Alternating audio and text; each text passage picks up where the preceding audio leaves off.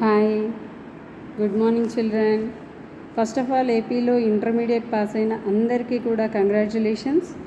ఈ వీడియో నేను ఎందుకు చేయాల్సి వచ్చింది అంటే, ఇప్పుడే చదివాను ఒక వార్త.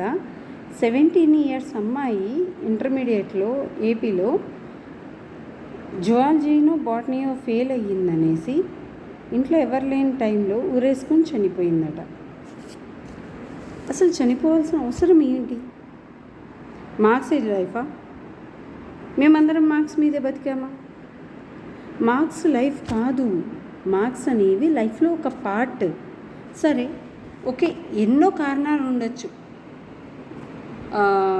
ఆరోగ్యం బాగలేకపోవచ్చు, సర్టన్ టైంలో ఏదో ఒక పీక్ మూమెంట్లో ఏదో ఒక ఇబ్బంది జరిగి ఉండొచ్చు, ఇంకా మానసికంగా డిస్టర్బెన్స్ అయ్యి ఉండొచ్చు, క్వశ్చన్ పేపర్ అనుకున్న విధంగా రాలేకపోయి ఉండొచ్చు. ఎన్నో కారణాలు ఉంటాయి కదా. సో ఆ కారణాల వల్లే కదా రాయింది. నువ్వు చనిపోయావు అంటే నీ ఇంటెన్షనల్గా నువ్వు చదవుకోకుండా బేవాసుగా అయితే లేవు, ఖాళీగా అయితే లేవు. ఖచ్చితంగా చదవాలన్న కోరికతోనే చదివావు, అవునా? సో ఒక సిచ్యువేషన్, ఒకసారి ఫేట్ కూడా మనకు వర్క్ కాదు. అట్లాంటి టైంలో మనం ఫెయిల్ అవ్వచ్చు. లైఫ్లో ఫెయిల్యూర్స్ అనేవి ఒక స్టెప్పింగ్ స్టోన్స్. ఇప్పుడు మా జనరేషన్, మా 90s కిడ్స్ మీద చాలా తీశారు కదా. మేము అట్లా ఫెయిల్యూర్స్ చాలా చాలా చాలా చాలా చాలా అనుభవించి బయటకు వచ్చాం. అందుకే మేము ఇప్పుడు ఇంత స్ట్రాంగ్గా ఉన్నాం. ఏంటి నాన్న మీరు ఇంత చిన్న పిల్లలు, ఇంటర్మీడియట్ 16-17 ఏళ్ళ వయసు, ఈ మార్క్సే లైఫా? EAMCET, intermediate, 10th class results, NEET results అంటే భయం వేస్తుంది ఒక్కోసారి.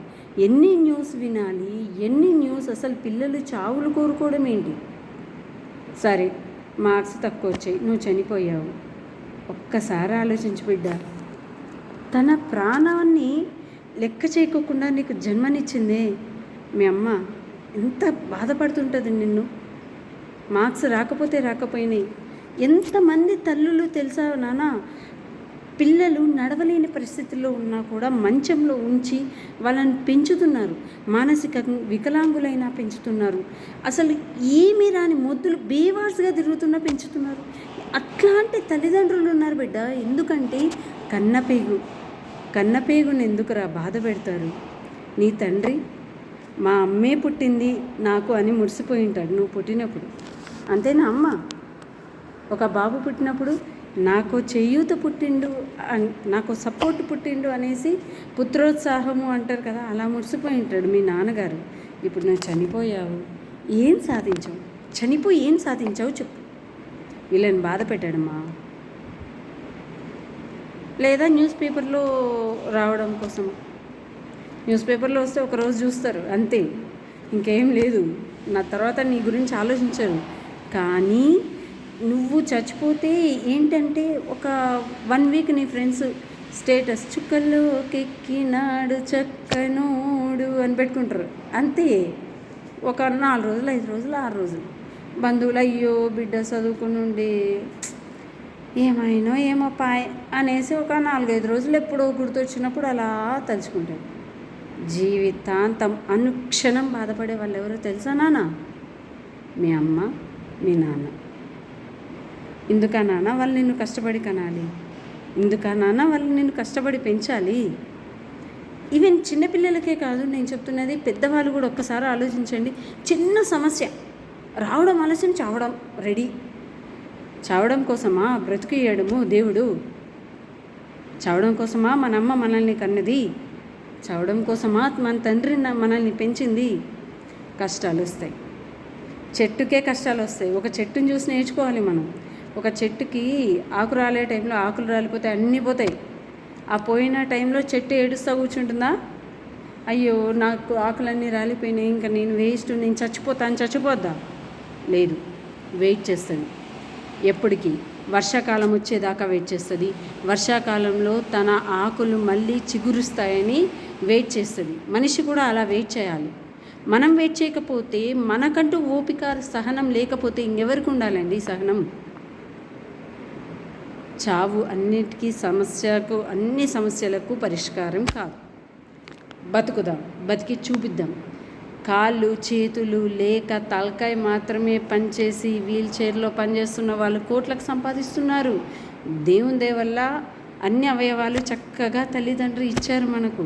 మనం బతకలేమా ఈ సంఘంలో, ఈ సమాజంలో? ఎన్నెన్నో ఉంటాయి. ఒకవేళ మీకు ఆ పరిస్థితి వచ్చింది అంటే మేమున్నాం, మాతో కాంటాక్ట్ కండి.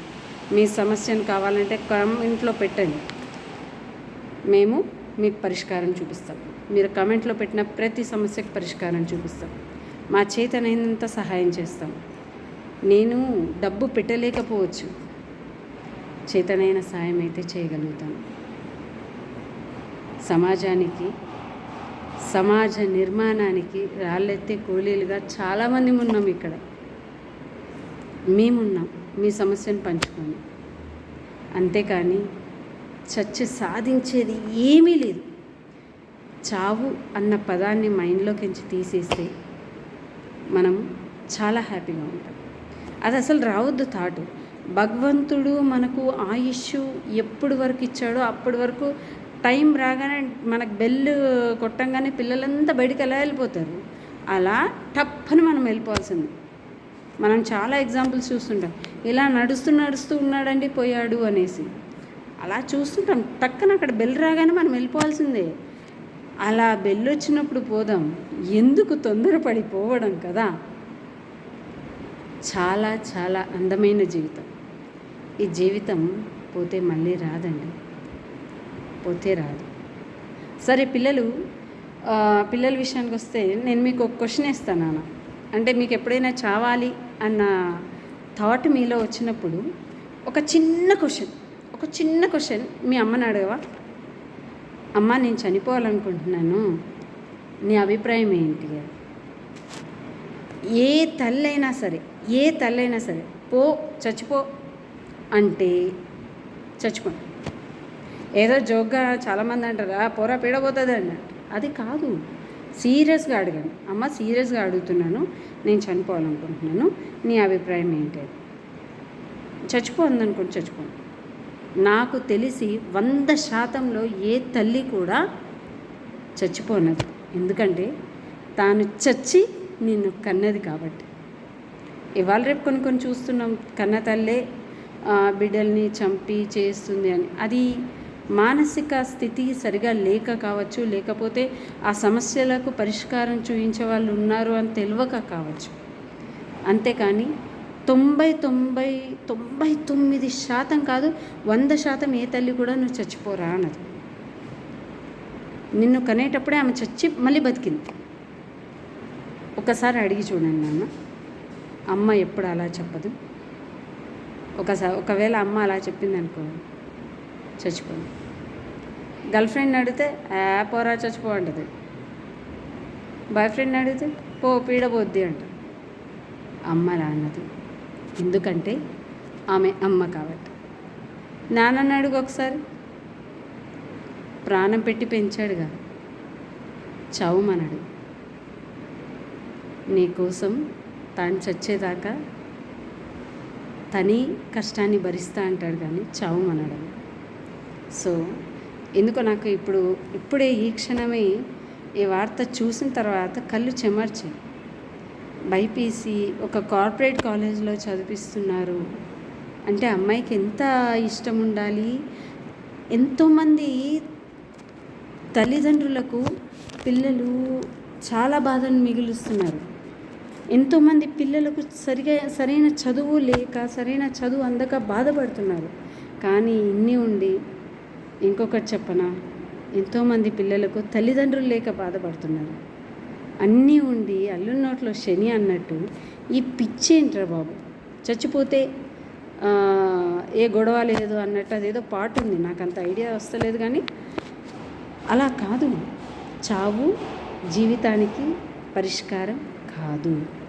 ఏ సమస్యలకు భూమి మీద ఉన్న ఏ సమస్యలకు పరిష్కారం కాదు. ఒకటి చెప్పనా, ఒక తాళం చెవి లేకుండా ఎవడు ఒక తాళంని తయారు చేయలేడు. భగవంతుడు ఇచ్చే సమస్యలు కూడా అలాంటి తాళాలే. తాళం చెవి ఏం చేస్తాడంటే మన చుట్టుపక్కల ఎక్కడో దాస్తాడు.